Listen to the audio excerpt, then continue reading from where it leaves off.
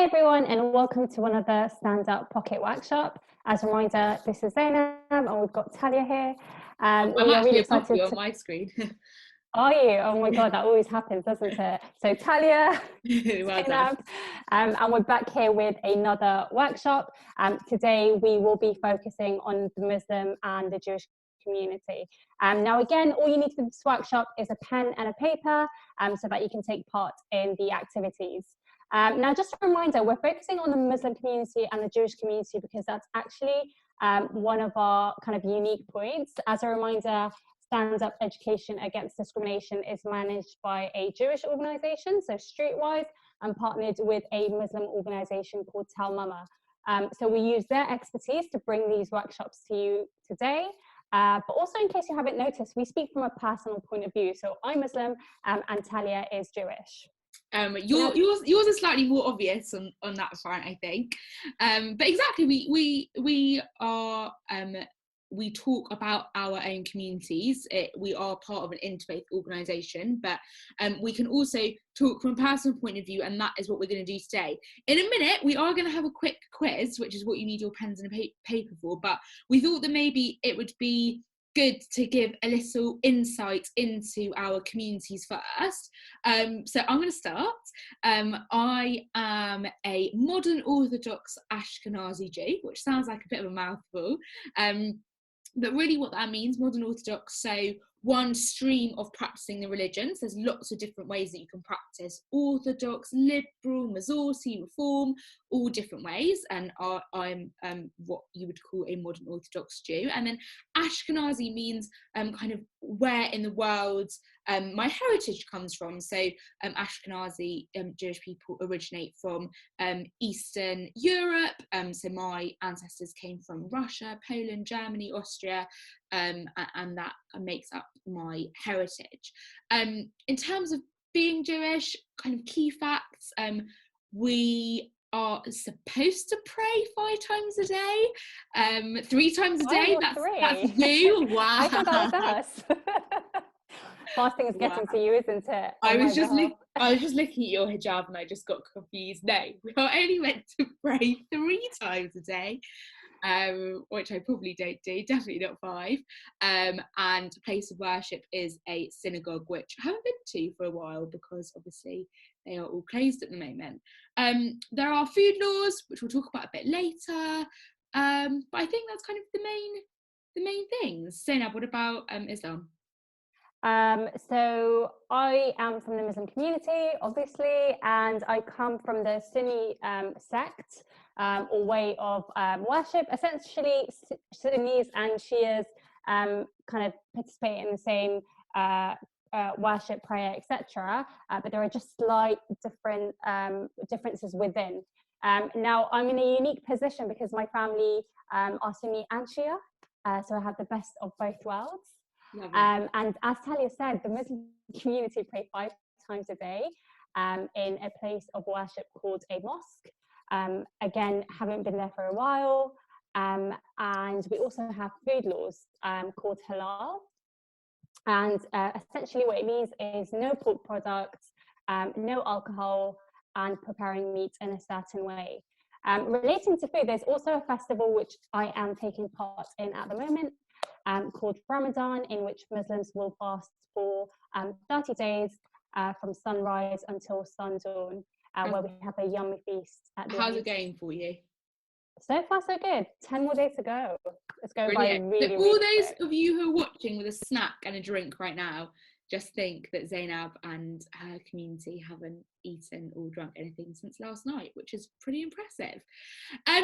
So we've given you a little snapshot into our CU communities. Maybe you already knew all that information, maybe you knew nothing, that's absolutely fine.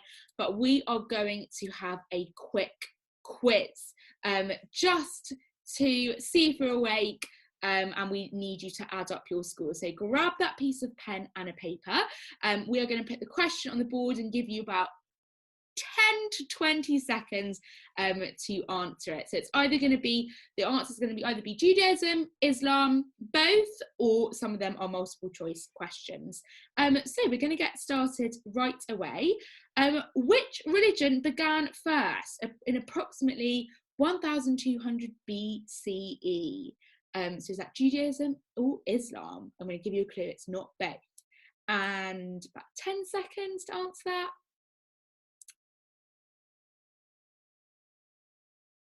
And the answer is Judaism. Well done if you got that right. Zaynab. Next question.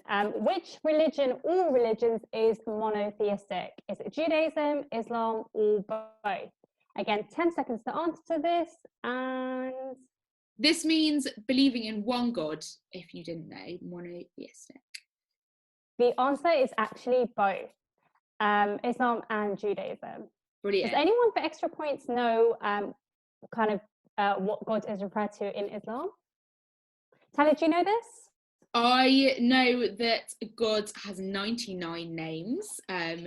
Do I know all of them? No.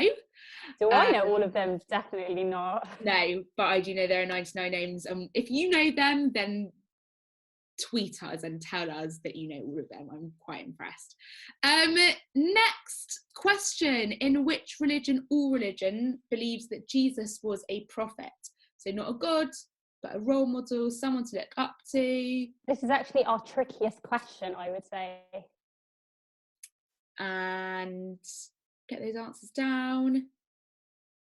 And the answer is Islam. Zaynab, is he referred to Jesus in Islam? It's actually referred to as Isa, which is just the same name in Arabic. Love it. Next question. How many Muslims are there in the UK? So for this one, we thought we'd give you some options.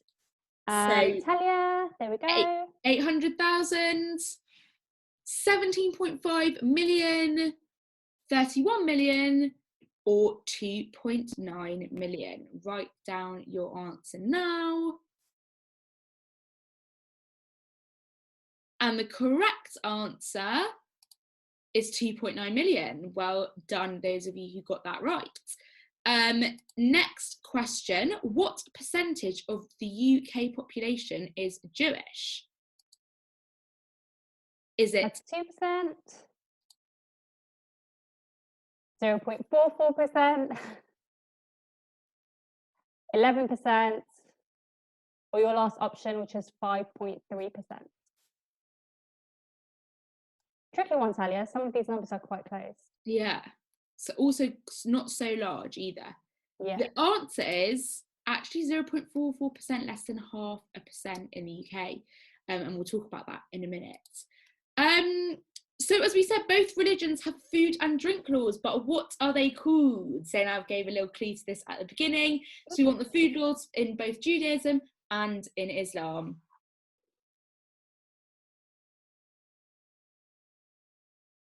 And those answers, so kosher in Judaism and then halal in Islam.